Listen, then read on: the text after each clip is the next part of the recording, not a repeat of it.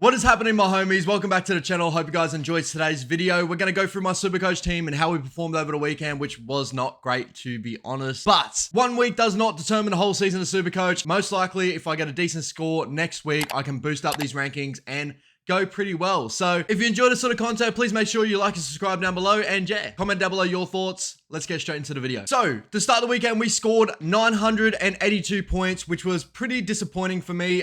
We had a couple of really low scores, and then we had a couple of really big tier players step up to the mantle. Just wish a couple other players follow the lead there. So obviously pretty disappointed with the boys, but it is what it is. We're moving on to next week and see how we go this week. The start of the weekend, we had Harry Grant and Jermaine Hopgood just fucking absolutely kill it, which had my team in high hopes coming into the season. I was like, fuck yeah, we're into something really, really nice. Anyone that missed out on Harry Grant and all that and went someone different other than Harry Grant, I was like, fuck yeah. With Harry Grant scoring 91 points to finish the weekend and Hopgood scoring 101 points, just fucking amazing from both those boys, getting through a shit ton of work. Yeah, just really proud of those guys. The next guy I'm going to touch on is Tommy Turbo, and fucking hell, man. I can't wait. So he's obviously got the bye this week coming up, but 97 points, and the guy did not look like he was moving out of first gear. There was a couple of times there where he could have got the extra meters. There was one time where he had the open field break where he could have put on the gas. I know the Fox was probably going to chase him down, or maybe even give it a test, because Tommy is pretty fucking strong out in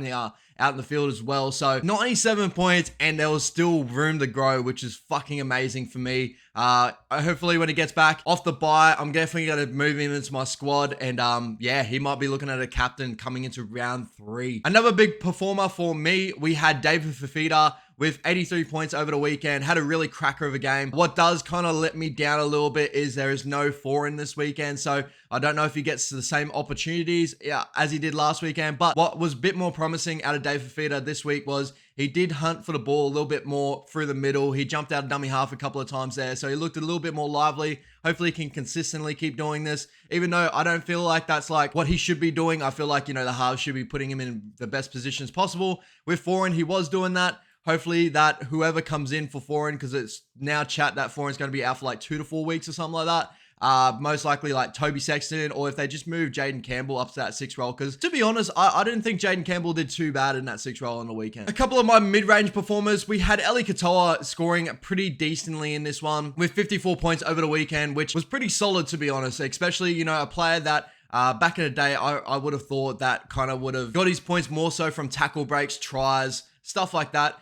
Didn't score a try in this one. Had a decent, I think had a couple of tackle breaks in this and that, but just had a decent amount of output. And I believe this weekend, with Jerome Hughes being the solo big man other than Harry Grant, there's no Cam Munster for a bit. I feel like they're going to go right quite a bit, and short balls of Eli Katoa should boost up his price a little bit there too. So really excited for Eli this season. Hopefully he's in for a cracker. I feel like I picked the right way there. Hopefully the one thing with Eli is consistency, whether he goes in his shell a couple of weeks or just doesn't have the best weeks.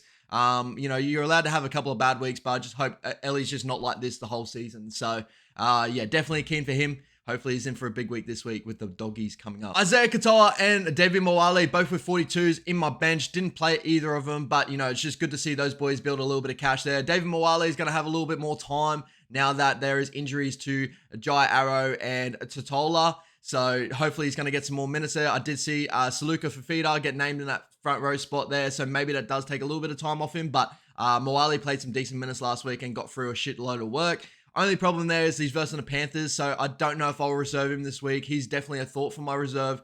You'll see that a little bit later on my reserves. I'm definitely up and down where I'm going to put it. Isaiah Katoa just played really, really steady all the way through the game. He looked really, really nice. He's definitely going to build into something special. Not goal kicking or anything like that, but still scored 42s. Didn't score a try in that. And I think he had limited, if any, try assists or anything like that. So just a really good base game there.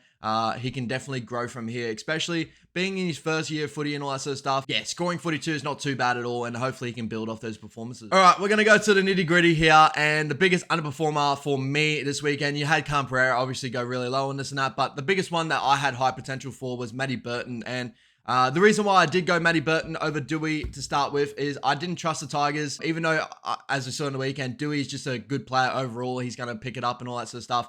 I still thought that the Tigers effect, that maybe Lukey Brooks is going to take a little bit more of the reins and Something was going to happen.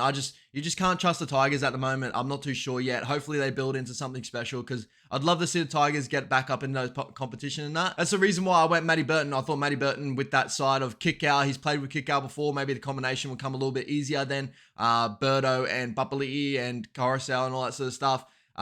Which I was proven wrong. Obviously, Birdo had a shocker. That whole Doggies team, other than probably Reed Marnie, had a shocker in the weekend too. So Reed Marnie was fucking amazing.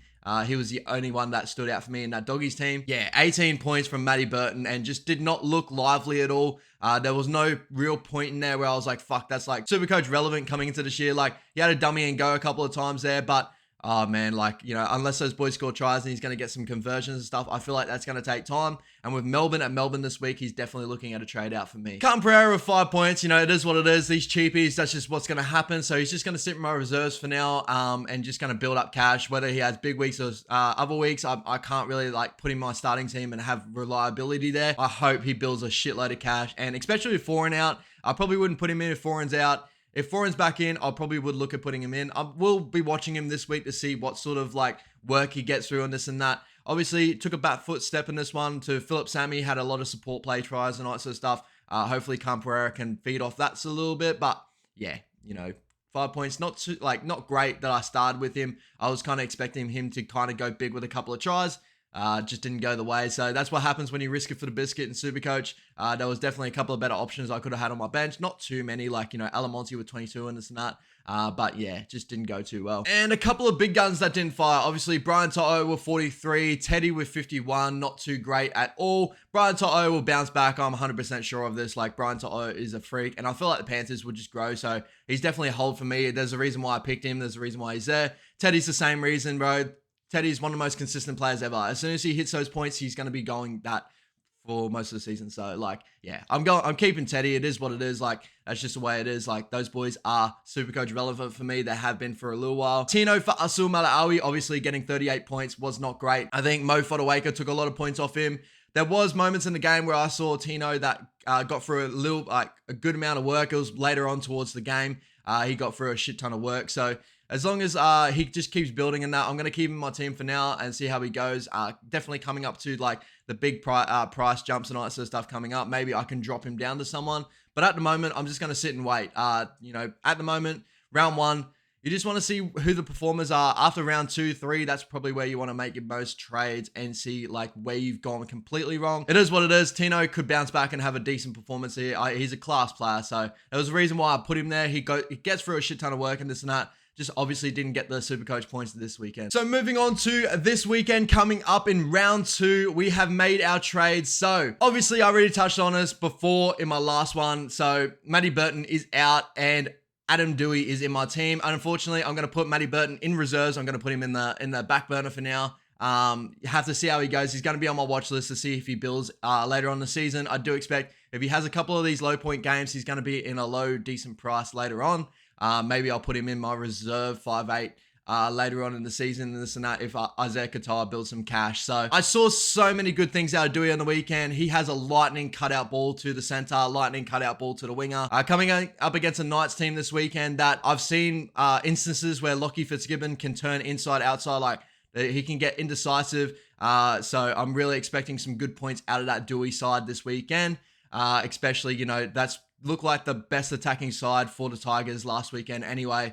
It looked lively every time that Dewey had the ball, and goal kicking for him was pretty nice. I think the only thing I'm worried about there is obviously Kalen Ponga is going to be attacking that side most likely as well, whether defensively they can hold them out, but Dewey's a big body. He didn't show too many defensive lapses over the weekend, so I'm definitely keen to have him there. And I think IPAP was playing next to his side as well, so yeah, he's definitely keen to have there. Obviously, biggest talking points is John Bateman, whenever he's coming back, I'm not too sure. Sean Bloor comes back, stays in my team here. Definitely just wait and see how this Tigers team looks this weekend. Coming up a little bit better matchup for them. I feel like both these teams have a lot to prove, so yeah, definitely keeping those boys there. I chucked the captain on Harry Grant this weekend.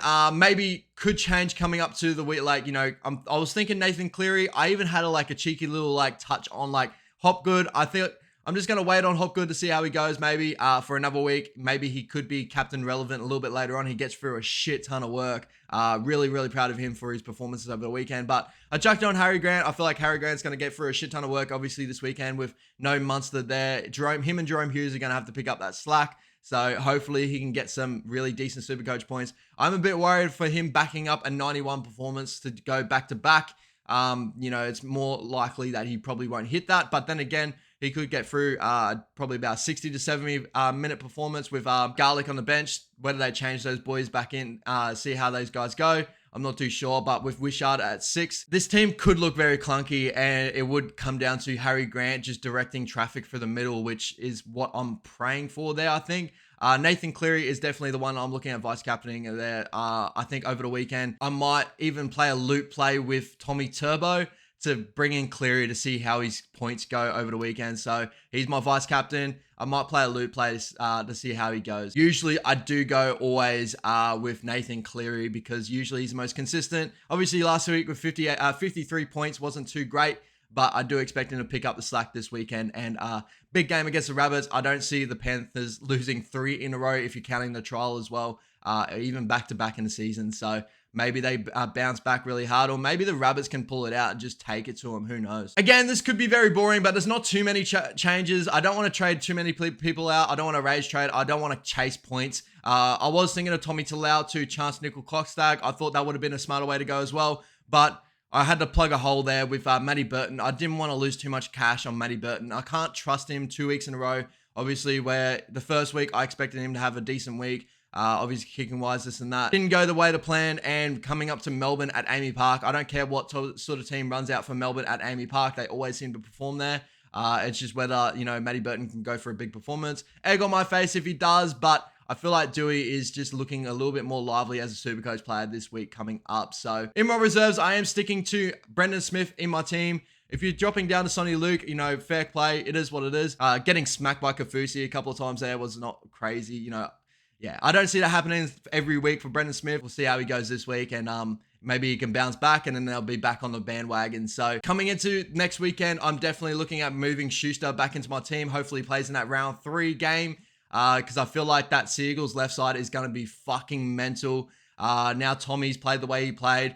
Ruben Garrick went for a tonner on the weekend. Kelma Tuolangi looked fucking awesome on that side. I just feel like that side's going to be so damaging, even though DC had a game out. What we saw from the trials and all that sort of stuff, Schuster's side, that left side, seems to be a really good side to attack on too with Tommy and all that sort of stuff. So definitely keen on that left side attack for the Manly Sea Eagles coming in the season. So that is definitely where I'll be looking if you're a Supercoach player coming into next week, is definitely Sea Eagles players. Obviously coming off the bye now, they're going to be playing all the way up. So definitely some good players to pick from there. Ruben Garrick is definitely one on my watch list as well. So hope you guys enjoy, guys. As I said, maybe a little bit boring. Not too many changes here, but it's round 1. You just saw what we saw over the weekend. We sit back, we relax, and we just pick and plod. Comment down below your thoughts on the video. Hope you guys enjoy. Appreciate every single one of you guys. Thank you so much, guys. Peace out. Take it easy.